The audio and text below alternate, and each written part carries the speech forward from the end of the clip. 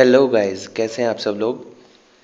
I am Anshul Sharma and you are watching Brainiac education chemistry channel. So guys, आज हम आपके लिए लेके आए हैं चैप्टर नंबर सेकंड केमिस्ट्री का जो पार्ट है, second chapter acids bases and salts, उसका NCERT solution, complete solution NCERT का। Clear guys. सो पहला क्वेश्चन इसमें है, you have been provided with 3 test tubes. One of them contain distilled water and other 2 contain an acidic solution and a basic solution respectively. If you are given only red litmus paper, how will you identify the contents of each test tube? कैसे आप पता करेंगे कि तीनों test tube में क्या है। एक में वाटर है, एक में एसिडिक सॉल्यूशन है, एक में बेसिक सॉल्यूशन है, और आपके हाथ में है क्या, सिर्फ red litmus paper. So guys, याद करें जो मैंने बताया था कि रेड लिटमस पेपर अगर ब्लू में कन्वर्ट हो जाए, टर्न कर जाए किसी सॉल्यूशन में डिप कराने पे, तो सॉल्यूशन कैसा होगा, बेसिक। Clear guys. और ब्लू लिटमस पेपर अगर रेड में कन्वर्ट हो जाए तो सॉल्यूशन कैसा है, एसिडिक। क्लियर। तो हमारे पास है रेड लिटमस पेपर, बारी बारी से हम तीनों टेस्ट ट्यूब में उसको डिप करेंगे। वाटर में डिप की अगर हो गया वो, तब भी कोई कलर चेंज नहीं होगा।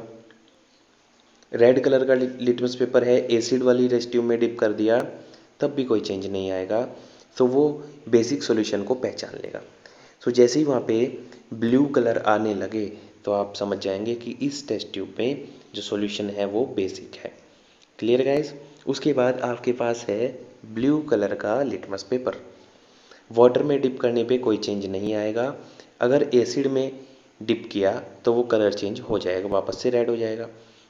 Clear guys. सो जैसे ही वो कलर रेड आने लगे आप समझ जाएंगे इसमें एसिड है, और बची हुई टेस्ट ट्यूब में क्या होगा, वाटर होगा।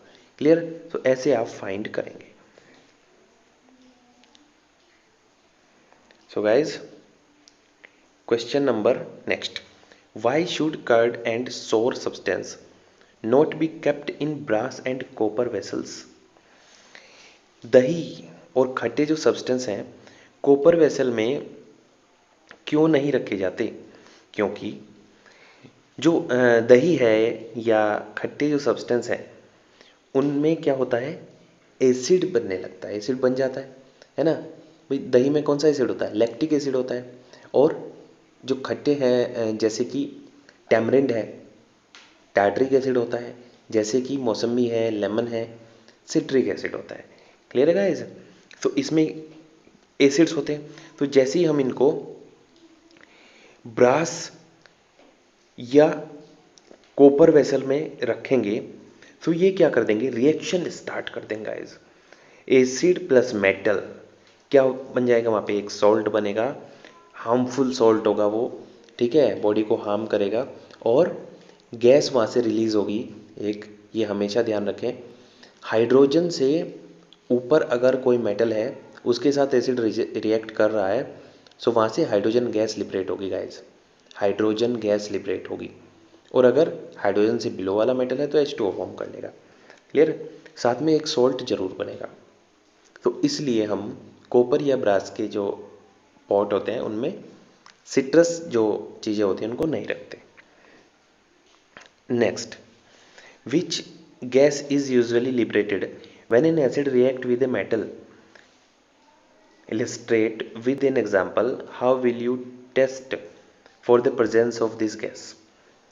अगर हाइड्रोजन से ज़्यादा रिएक्टिव मेटल्स हैं, मेटल एक्टिविटी सीरीज आपको पता है ना, केदारनाथ का माली आलू ज़रा फीके पकाता है, एंड हाई कोर्ट है आपका। ये शॉर्ट ट्रिक है याद करने की, मैं बता चुका हूँ वीडियोस में, अगर आपने वीडियो लेक्चर नहीं देखे तो प्लीज़ देखें, है ना।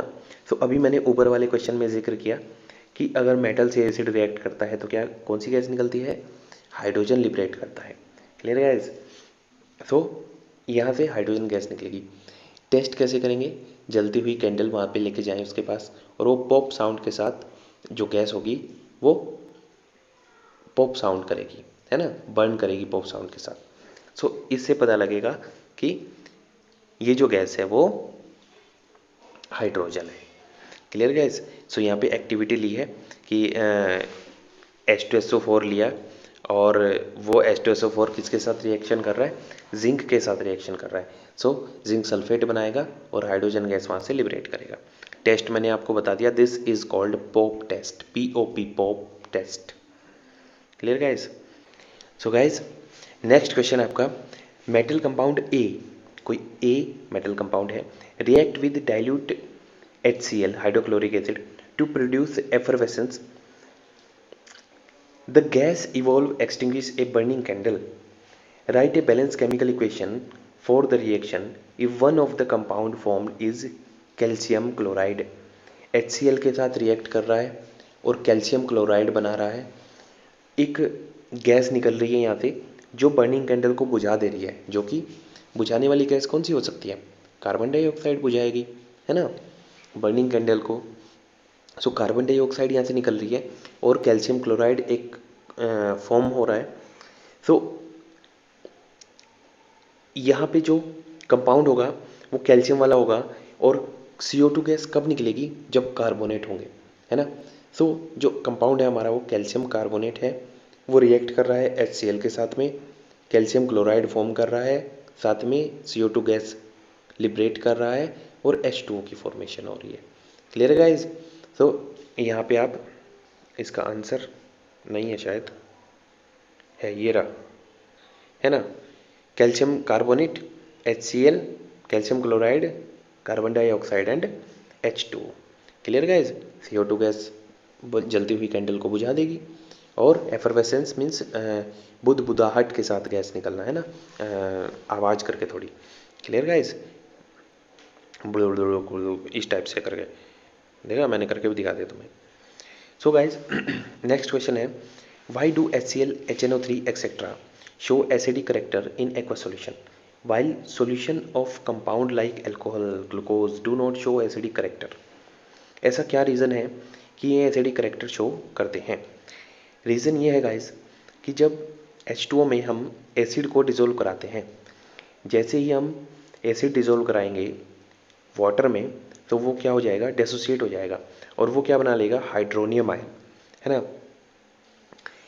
टूट जाएगा, उसका विखंडन हो जाएगा, H आयन वो रिलीज करेगा वहाँ पे और वो H आयन जुड़ के क्या कर लेगा, हाइड्रोनियम आयन फॉर्म कर लेगा वाटर आयन के साथ में, है ना, वो वाटर मॉलिक्यूल के साथ में। Clear guys? सो इसलिए वहाँ पे जो कंसंट्रेशन है H आयन की वो इंक्रीज करने लगेगी और एसिडिक करेक्टर शो करेगा, pH वैल्यू कम हो जाएगी। Clear guys? जबकि जो आपके क्या था, एल्कोहल एंड ग्लूकोज हैं, ये डिसोसिएट नहीं होते तो वहाँ से H आयन रिलीज नहीं करते, सो एसिडिटी भी नहीं बढ़ती वहाँ पे। Clear guys? ये इसका एग्जाम्पल हो जाए, आंसर हो जाएगा। नेक्स्ट क्वेश्चन है, why does in aqueous solution of N acid conduct electricity.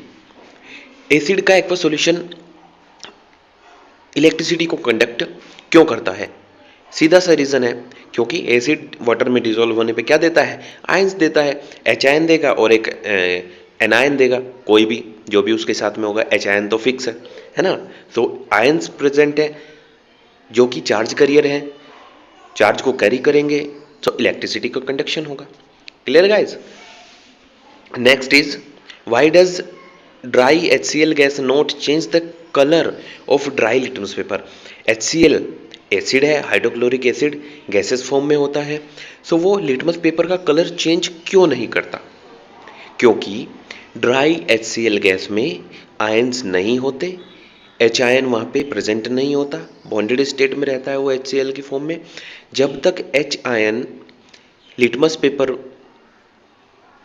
पर अटैक नहीं करेगा वो कलर चेंज नहीं करेगा। भाई लिटमस पेपर को कौन चाहिए, एसिडिक सॉल्यूशन हो, HCl है तो एसिडिक सॉल्यूशन ही बनाएगा, तो वो कलर चेंज करेगा। अगर एसिडिक सॉल्यूशन ना बेसिक सॉल्यूशन है तो कुछ भी नहीं है वहाँ पे, तो कलर चेंज नहीं होगा।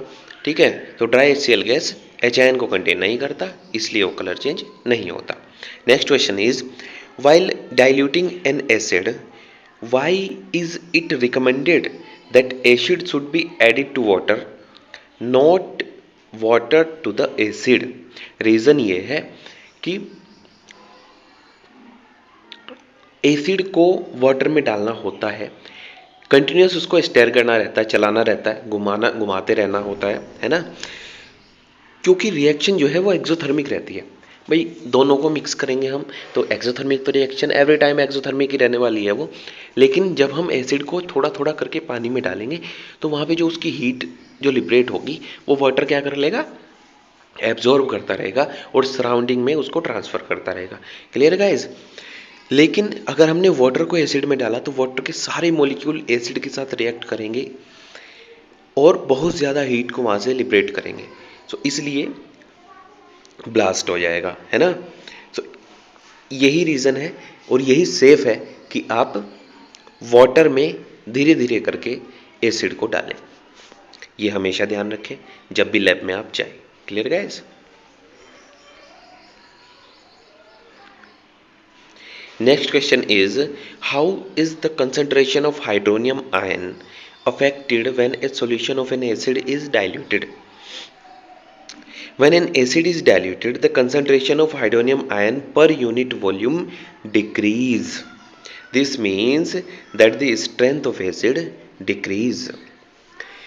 रीज़न ये है कि हाइड्रोनियम आयन कौन बना रहा है, एसिड के जितने मॉलिक्यूल्स हैं और वो जितने भी एच आयन वहाँ पे प्रोड्यूस कर रहे हैं वाटर मॉलिक्यूल्स के साथ, वो एच आयन कंबाइन होकर उतने ही हाइड्रोनियम आयन बना रहे हैं।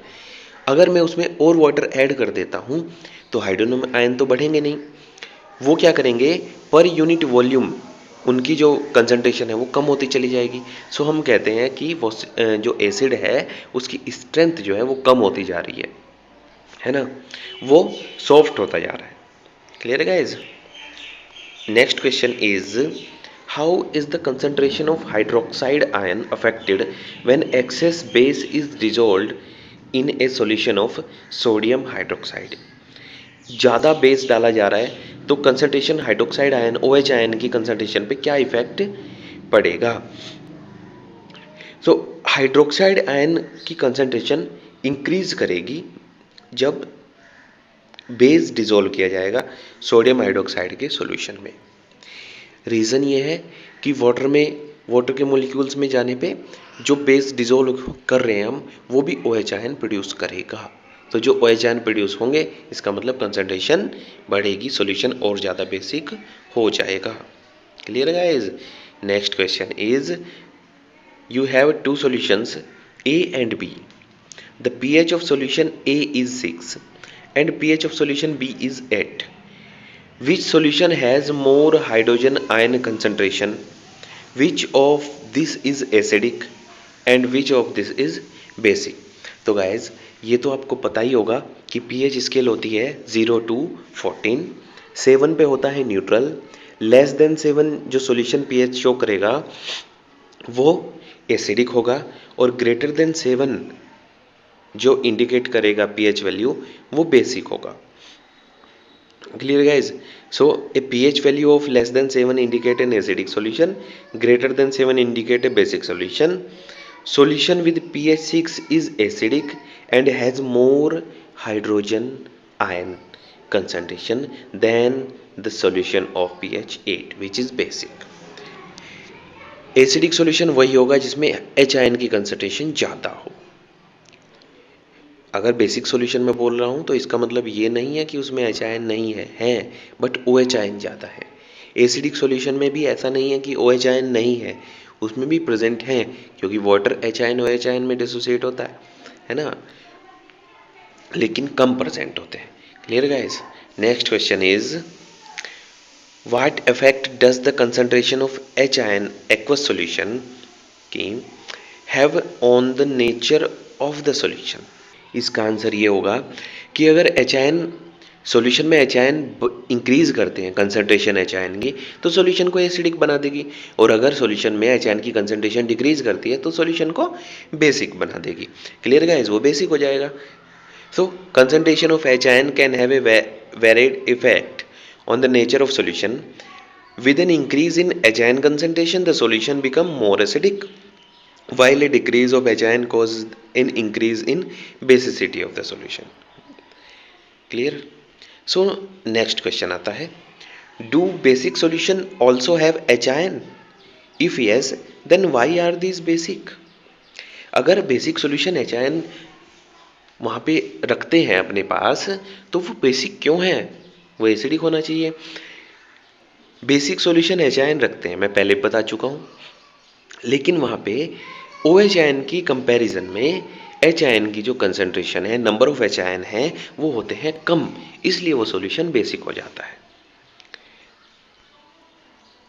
यही इसका आंसर होगा। Next, under what soil condition do you think a farmer will treat the soil of his fields with quicklime or slaked lime or chalk, calcium carbonate, calcium hydroxide या calcium oxide? क्या condition पर जो farmer है वो ये base को अपने खेत में डालेगा, अपने फील्ड में जो फील्ड्स हैं उसके उनमें डालेगा? क्या कंसंट्रेशन, क्या कंडीशन होनी चाहिए वो? If the soil is acidic and improper for cultivation, then to increase the basicity of soil, the farmer would treat the soil with quick lime और स्लेक लाइम। अगर जाहिर सी बात है, बेस क्यों डाल रहा है? CaO, कैल्शियम ऑक्साइड भी बेस होता है, कैल्शियम हाइड्रोक्साइड भी बेस होता है, कैल्शियम कार्बोनेट भी बेस होता है ना? तो बेस वो क्यों डालेगा? जब एसिडिटी बढ़ जाएगी, है ना, एसिडिटी इंक्रीज करेगी, तो वहाँ पे उसकी न्यूट्रलाइजेशन करने के लिए बेस को ऐड करना पड़ेगा। Clear guys? Question number next, what is the common name of compound CaOCl2? CaOCl2 को हम बोलते हैं guys bleaching powder.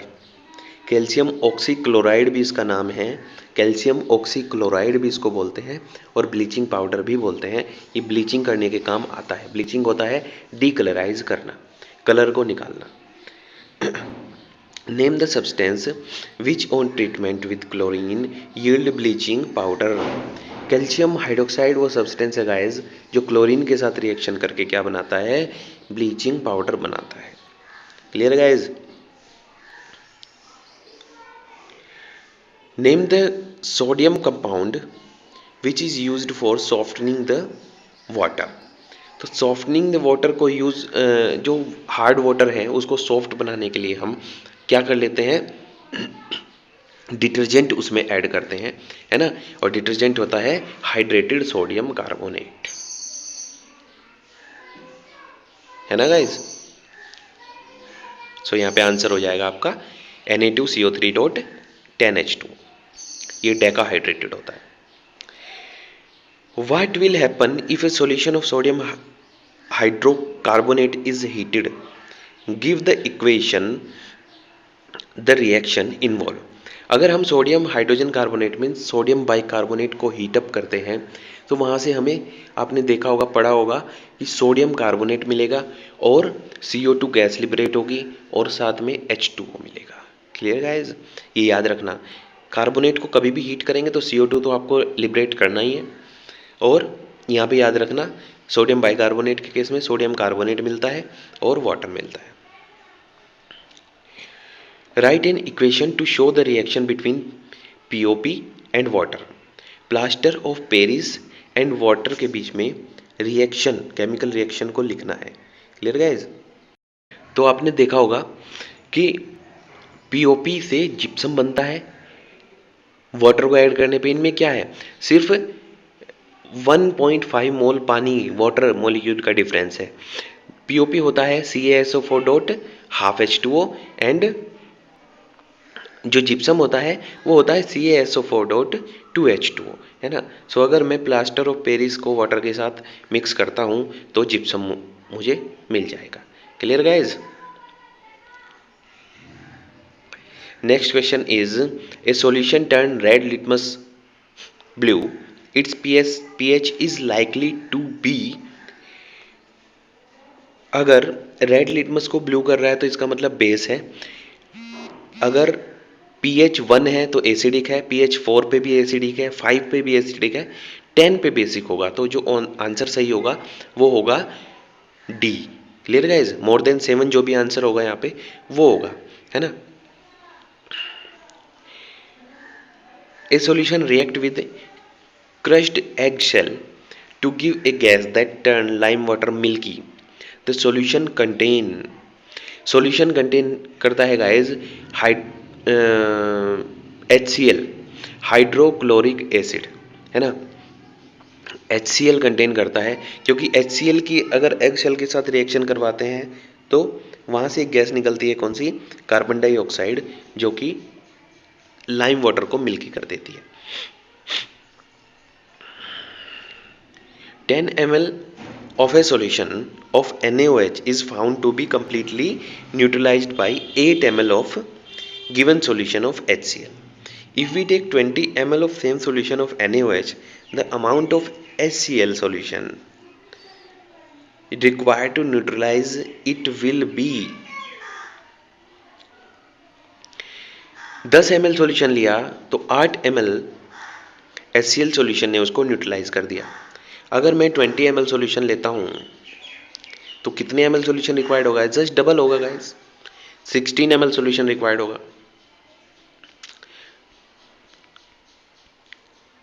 Which one of the following type of medicines is used for treating indigestion? indigestion जब भी होता है कि digest नहीं हो रहा खाना जो हम खा रहे हैं, हम डॉक्टर के पास जाते हैं तो हमें क्या एक लिक्विड थमा देता है जिस पे लिखा रहता है एंटासिड, है ना। मैग्नीशियम का सॉल्ट होता है उसमें, मैग्नीशियम का बेस होता है ना, और तुम्हारा सोडियम का होता है, पोटेशियम, कई सारे मतलब बेस मिक्स होके वहाँ पे ऐसा ही कुछ होता है, मुझे याद आ रहा है शायद, है ना, वो एंटासिड बोलते हैं उसको। तो एंटासिड पे क्लिक करना है, यहाँ पे जो इंडाइजेशन होता है वो एंटासिड लेने के बाद सही हो जाता है ना। चौक के जैसा लगता है, बेकार सा। क्वेश्चन नंबर नेक्स्ट है, write word equation and then balance equation for the reaction taking place. सबकी वर्ड इक्वेशन की जो है बैलेंस केमिकल इक्वेशन लिखनी है, अच्छा वर्ड इक्वेशन भी लिखनी है और बैलेंस केमिकल इक्वेशन भी लिखनी है उसकी। Dilute sulphuric acid react with zinc granules. तो सल्फ्यूरिक एसिड क्या हो जाएगा आपका, H2SO4 प्लस जिंक। यहाँ पे डिस्प्लेसमेंट रिएक्शन करवा देनी है गाइस आपको बहुत अच्छे से, आपको बिल्कुल रट्टाफाई हो चुकी होगी क्योंकि हमने इतना हम पढ़ चुके हैं उसको। डिस्प्लेसमेंट रिएक्शन तो जिंक सल्फेट और हाइड्रोजन गैस लिबरेट होगी। Dilute hydrochloric acid react with magnesium ribbon. HCl जब मैग्नीशियम रिबन के साथ रिएक्ट करेगा, मीन्स Mg के साथ रिएक्ट करेगा तो एक सॉल्ट बनेगा MgCl2 एंड गैस लिबरेट होगी, वहाँ पे हाइड्रोजन गैस लिबरेट होगी। नेक्स्ट है dilute sulphuric acid react with aluminium powder. Sulphuric acid aluminium powder के साथ जब रिएक्ट करेगा तो एक सोल्ट फॉर्म होगा और हाइड्रोजन गैस यहाँ से भी लिबरेट होगी। Clear guys. So H2SO4 plus aluminium, तो यहाँ से एल्यूमिनियम सल्फेट बन जाएगा और क्या बन जाएगा, हाइड्रोजन गैस, है ना। नेक्स्ट है dilute hydrochloric acid react with iron filings. Iron filings के साथ हाइड्रोक्लोरिक एसिड जब हम रिएक्ट कराएंगे तो यहाँ पे आयरन क्लोराइड एक सॉल्ट फॉर्म होगा और यहाँ से भी हाइड्रोजन गैस का लिबरेशन होगा। Clear guys. ये रहे इसके आंसर्स, ये है रिएक्शन और वर्ड इक्वेशन साथ में है। क्वेश्चन नंबर नेक्स्ट चलते हैं। Compound such as alcohol and glucose also contain hydrogen but are not categorize as acid, describe an activity to prove it. So guys ये क्वेश्चन हम पहले भी डिस्कस कर चुके हैं कि ये एसिडिक करेक्टर शो क्यों नहीं करते, क्योंकि यहाँ पे डिसोसिएशन एसोसिएशन नहीं होता। ग्लूकोज जैसे कि ग्लूकोज ऐसा कर लो आप, चीनी ले लो, है ना, सिमिलर ये फैमिली के मेंबर हैं। सो चीनी को अगर मैं पानी में डाल देता हूँ तो क्या वो डिसोसिएट नहीं होता, वो एज इट इज़ वहाँ पे रहता है, मिक्स हो जाता है, लेकिन उसके जो मॉलिक्यूल है वो डिसोसिएट नहीं होता।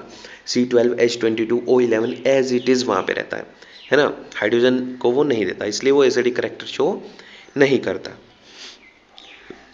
सो ऑब्जर्व यहाँ पे जो एक्टिविटी दी गई है आंसर में, वो एक्टिविटी आपको क्या करनी है कि एक बीकर में लेना है, वाटर लेना है, ठीक है, और उसमें क्या डाल देना है, ग्लूकोज डाल देना है या अल्कोहल डाल देना है और इलेक्ट्रिसिटी को फ्लो करा के देखना है कि क्या बल्ब ग्लो करता है। तो वहाँ पे आप देखोगे कि बल्ब ग्लो नहीं करेगा। सो यहाँ पे नॉर्मल वाटर मत लेना, वो हल्का हल्का ग्लो कर देगा। जो केमिस्ट्री लैब वाला पानी होता है ना, ion free water, only H2O pure water, वो लेना है। Clear guys? कभी बोलें कि सर ने तो बोला था कि ग्लो नहीं करेगा और ये तो बल्ब तो यहाँ पे ग्लो कर रहा है ना।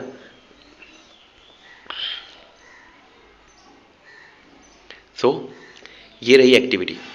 अगर HCl डाला तो बल्ब ग्लो कर रहा है, और अगर वहाँ पे ग्लूकोज डाला तो बल्ब ग्लो नहीं कर रहा है ना, क्योंकि वहाँ पे आयन है ही नहीं। आयन नहीं है तो इलेक्ट्रिसिटी का फ्लो नहीं होगा। Clear guys? So question number next, why does distilled water not conduct electricity? ये ऊपर वाला ही केस है जो मैंने अभी बताया। Where as rain water does, rain water ions रहते हैं रेन वाटर में, और जो हम पानी पीते हैं उसमें भी आयंस रहते हैं, है ना। सो इसलिए वो इलेक्ट्रिसिटी कंडक्ट करते हैं, करंट लग जाता है हमें, है ना, कई बार गीले में अगर वायर वगैरह कुछ छू दिया तो। लेकिन डिस्टिल वाटर इलेक्ट्रिसिटी कंडक्ट नहीं करता, क्योंकि वहाँ पे आयंस नहीं होते, चार्ज कैरियर नहीं होते, सिर्फ H2O मॉलिक्यूल होते हैं वहाँ पे, है ना, इसलिए वो इलेक्ट्रिसिटी कंडक्ट नहीं करता। Clear guys? नेक्स्ट क्वेश्चन आता है, why do acids not show acidic behaviour in the absence of water? Why do acids not show acidic behaviour in the absence of water? Reason ये है guys, इसका सबको पता होगा कि वहाँ पे एसोसिएशन एंड डिसोसिएशन नहीं होगा। जब तक हम एसिड को पानी में नहीं डालेंगे वो H आयन नहीं देगा, आयंस में डिसोसिएट नहीं होगा, और जब तक आयंस में डिसोसिएट नहीं होगा तो वो एसिडिक बिहेवियर शो नहीं करेगा। लिटमस पेपर, आप ड्राई HCl गैस का क्वेश्चन आया था कि वो लिटमस पेपर का कलर चेंज क्यों नहीं करती, क्योंकि वहाँ पे आयंस नहीं होते, है ना। Question number next, 5 solution ABCDE when tested with universal indicator show pH 4, 1, 11, 7, 9 respectively. Which solution is neutral? जो D solution is neutral. strongly alkaline, strongly alkaline solution कौन सा है जिसकी पीएच सबसे ज़्यादा 11? 11 कौन से नंबर का पड़ेगा? 1 2 3, C solution is strongly alkaline. Strongly acidic solution कौन होगा जिसकी पीएच सबसे कम होगी?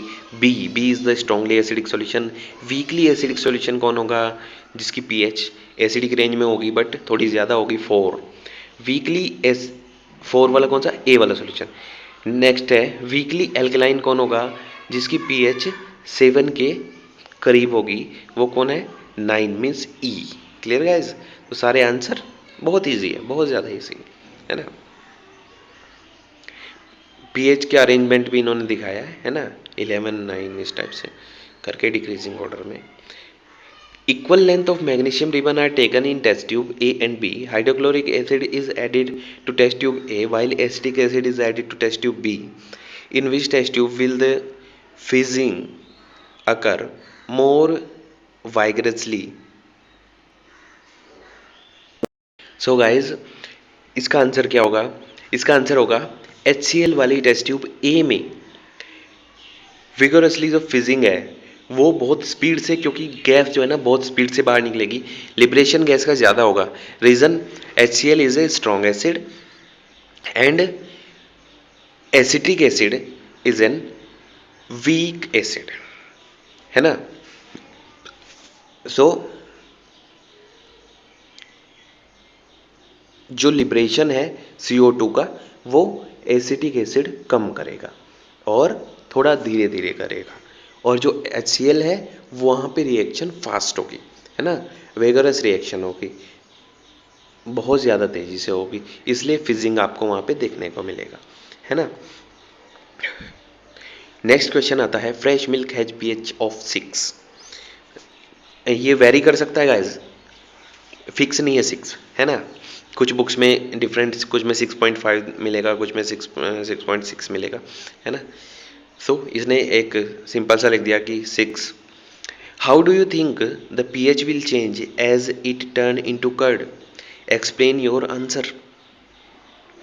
सो मिल्क लगभग न्यूट्रल होता है, स्लाइटली एसिडिक होता है, ठीक है। सो जब ये कर्ड में चेंज होगा तो वहाँ पे लैक्टिक एसिड फॉर्म होगा, लैक्टिक एसिड की वजह से पीएच डाउन जाएगी, तो पीएच होगी डिक्रीज, आंसर ये हो जाएगा इसका। A milkman add a very small amount of baking soda to fresh milk, why does he shift the pH of fresh milk from 6 to slightly alkaline? क्योंकि जो milk है वो खराब कब होगा, जब उसकी पीएच डाउन जाने लगेगी। सो वो क्या कर देता, बेकिंग सोडा मिला देता है जो कि बेसिक होता है, तो पीएच हल्की सी किधर शिफ्ट हो जाती है, बेस की तरफ, है ना। सो उसको टाइम लगता है वापस से डाउन जाने में, तो हमें कुछ समय मिल जाता है, जो मिल्क है वो खराब नहीं होता। Why does this milk take a long time to set as curd? Reason वही है जो मैं बता चुका हूँ कि पीएच जो है वो बेस की तरफ शिफ्ट हो जाती है, पीएच इंक्रीज हो जाती है, तो कर्ड बनने के लिए पीएच को वापस से डाउन आना पड़ेगा, जो कि टाइम लगेगा। Question number next, POP of POP should be stored in A moisture proof container, explain why? कहीं ये जिप्सम न बन जाए इसलिए। पीओपी मॉइस्चर को से रिएक्ट करके जिप्सम में कन्वर्ट हो जाएगा गाइस। पीओपी होता है CaSO4 डॉट हाफ H2O और जिप्सम होता है CaSO4 dot 2H2O। Clear guys? सो ये जिप्सम में कन्वर्ट न हो जाए इसलिए मॉइस्चर फ्री में इसको रखना होता है। What is a neutralization reaction, give 2 examples. Neutralization बहुत अच्छे से आप पढ़ चुके होंगे। Acid, when acid react with a base it neutralize, है ना, and this reaction is called neutralization reaction. Clear guys? During indigestion we administer an antacid जो कि हमारे एसिड को न्यूट्रलाइज कर देता है।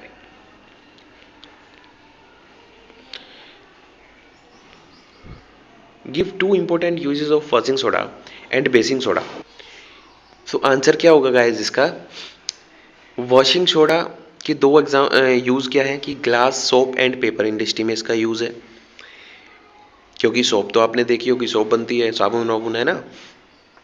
और परमानेंट हार्डनेस को रिमूव करने में भी वॉशिंग सोडा का यूज़ किया जाता है।